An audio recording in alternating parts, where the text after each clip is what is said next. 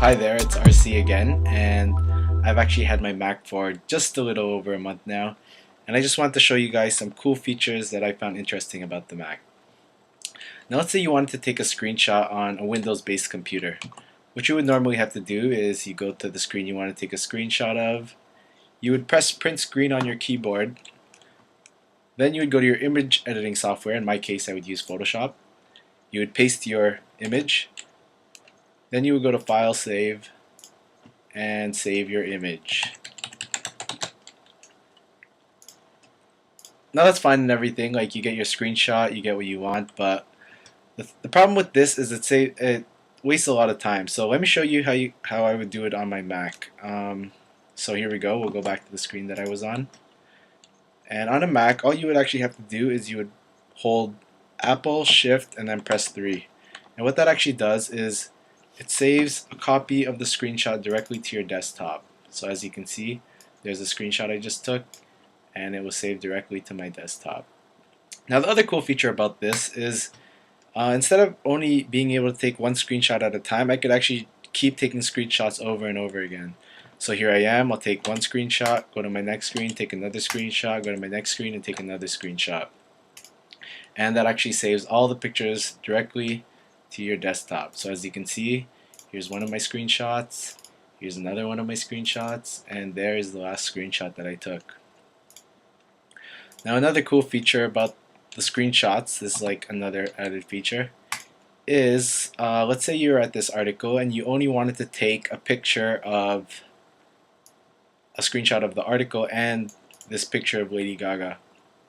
What you would have to do is the same thing basically, except instead of Apple Shift 3, you would press Apple Shift 4. And your arrow would actually turn into crosshairs where you can now highlight whatever you would like to take a screenshot of. So I'll just go highlight this, and then you could go back to your desktop, and there is the screenshot that we just took right there.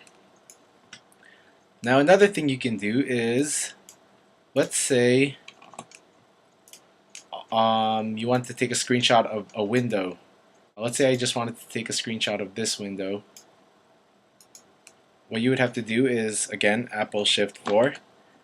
The crosshairs pop up, press spacebar, and the crosshairs will turn into a picture of a camera, or an icon of a camera I should say. And then you would go to the window you want to take a screenshot of and click. Now if you go back to your desktop, here's a screenshot I just took, and it's of the window that I wanted to use. So that's the screenshot feature of the Mac, and I will show you some other ones. Okay, so the next feature I want to show you guys was the voice recognition feature. Now they actually have this for Windows as well, but I'm going to show you guys the Mac version of it. So to get into this, you would go into your system preferences, you would then go into speech, and then you would turn speakable items on. Then a window will pop up with a list of commands that you can use. So let me just go ahead and use one of them. What time is it? It's 7:35. So it basically tells you the time. Let me try another one. What day is it? It's Tuesday, February 2nd. Cool, thank you. So it gives you the day. You can also do things like, tell me a joke. Knock, knock, knock. Who's there? Turnip. Turnip who? Turn up the heat, it's cold in here. So yeah, that's a pretty cheesy joke, but it is a pretty cool feature. You probably shouldn't use it when you're in a public area because people will probably think you're a little weird, but it is pretty cool in my opinion. And you can also do things to your Mac. You can do certain commands like close window, and there you go, the window closes. So that is the voice recognition feature, and I am going to show you the next one in a minute. Okay, so the next feature I wanted to show you guys was the dictionary feature inside of Safari. So to do that, you would just have to open up your browser, Safari, and let's say you were reading this article and you stumbled across a word that you didn't know. So I was reading this and I stumbled across this word, willy-nilly, and let's just say I didn't know what it meant. So to find out the definition, you would hold down Ctrl, Apple, and hit D, and a window will pop up giving you the definition. So as you can see here, the definition for willy-nilly is actually whether one likes it or not, or without direction or planning. So that's a cool feature because it actually saves you a lot of time. Instead of having to go to dictionary.com and pasting the word in there, you can just hit the couple hotkeys and it'll give you the definition.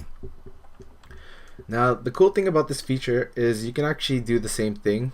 You can hit hold down Ctrl Apple D, and while scrolling across different words, it'll actually give you the different definitions of all the words. So as you can see here, the next step after determining the business rationale, and it'll basically give me all the definitions for all those words.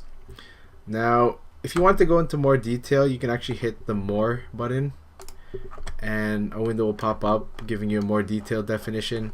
And you can also use the different things like the thesaurus, Apple, and Wikipedia, which I don't really use. But that is basically the dictionary feature inside of Safari, and that's that.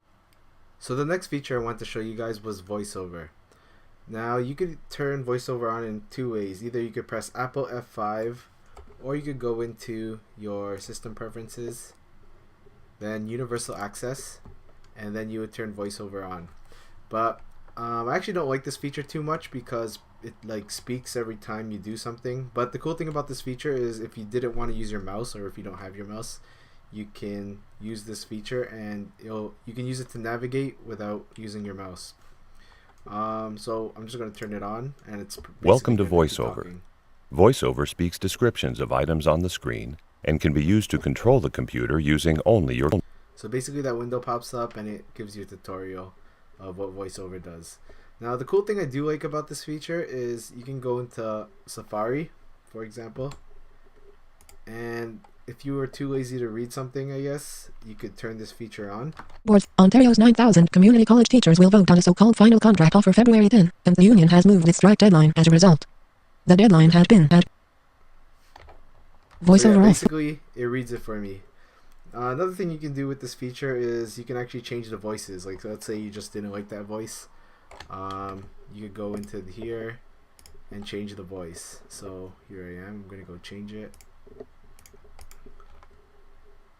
That is the best way to predict the future. The Ontario Labour Relations Board will oversee the vote by college faculty on a proposed contract, which was rejected by the Ontario deadline. Anyways. VoiceOver off. I'm just going to turn it off. Basically, you guys get the idea. That's the voiceover feature. I probably wouldn't use it too much, but it is one of the features on the Mac. Okay, so the last feature I want to show you guys was the Mac dashboard. Now, if you own a Mac, you probably already know about the dashboard, but it's actually a really cool feature, so I'm going to include it in this video. You can set it up to different hotkeys. You can even set it up for your expose, so that way it'll appear when you go to a corner. But I have mine set to F12, so I hit F12 and there is my dashboard. Now the cool thing about this is all you have to do is hit a key and you have all these gadgets right in front of you. So if you want to look up a word, you can just do that. If you want to look for the weather, you just hit a key and you can see what the weather is. And of course you also have your calculator and a calendar too if you want to know what the day was. Now you can also add a bunch of other gadgets if you wanted to. They call it widgets actually. You can just click this plus button in the corner, and let's say I wanted to add the news. So yeah, there you go. Double click it and the news pops up and you can read all the different things that happened or that interest you anyways. And of course you can sort by category if I just wanted to look at most popular or whatever. Anyways, that is the dashboard feature, and that is pretty much the end of this video. So I hope you guys enjoyed watching, and maybe you guys will buy a Mac in the future if you don't already have one.